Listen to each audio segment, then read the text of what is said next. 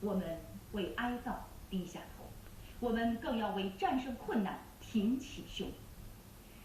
地震无情，人间有爱。胡锦涛总书记在玉树视察时对受灾群众这样说：简单8个字，绵绵人间情。这是真情的告白，更是巨大的激励。灾害面前，中国人民正在用坚强的臂膀书写着“地震无情，人间有爱”的壮丽诗篇。今天，我们用最庄严的方式去爱。悲痛之后，让我们昂起头来，擦干眼泪，重新上路。废墟里还有顽强的生命等待我们救援，失去父母的孩子还需要我们抚慰，毁坏的家园还要等待我们重建。今天，我们用最庄严的方式去爱。我们要把悲痛化作力量。逝去亲人对人生美好的愿望，对于祖国强大的期待，将由我们继续完成。今天，我们用最庄严的方式去爱，擦干眼泪，坚强、坚持、坚守，是我们唯一的选择。我们已经相互扶持，度过了最艰难的开始。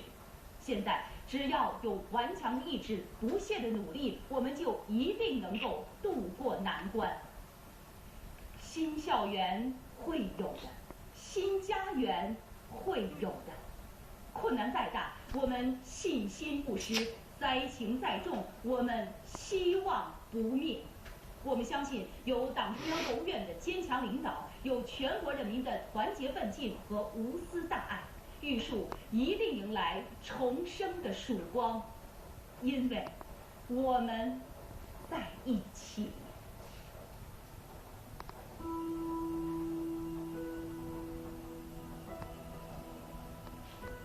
美丽的玉树是三江的源头。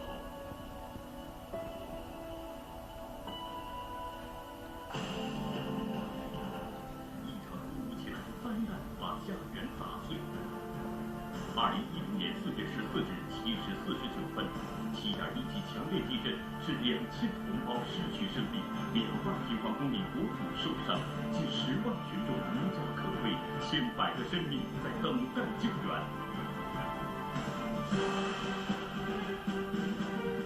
艺术正在告急，中国迅速行动。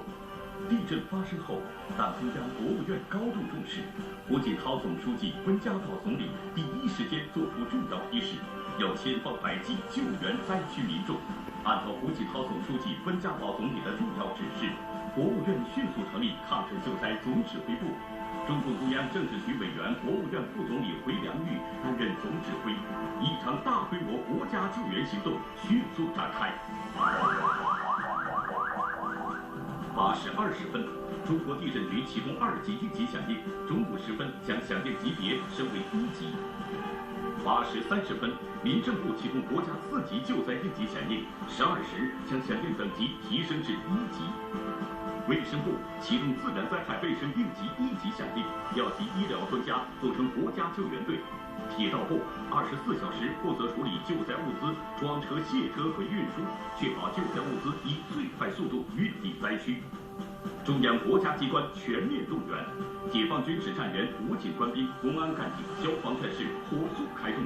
陕西、西藏、甘肃、重庆、云南、新疆、宁夏、天津、上海，几乎所有省份都在第一时间派出多种形式的救援队赶赴玉树。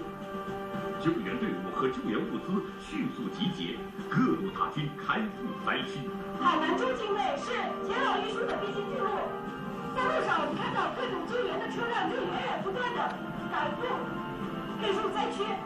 此时，道路就是生命保障线，各部门全力保障玉树通往外界的唯一通道214国道的畅通，而运送人员物资最快的方式是空运。中国民航